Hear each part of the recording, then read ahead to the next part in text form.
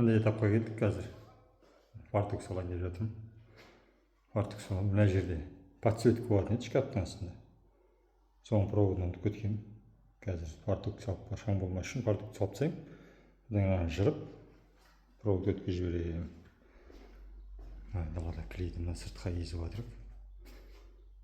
Басқа әзірге ештеңе өзгеріс жоқ. Өзгеріс бар, міне потолокқа молдинг жабыстырып тастадық. Өйткені бүйтіп светті жаққанда потолоктан боямыз.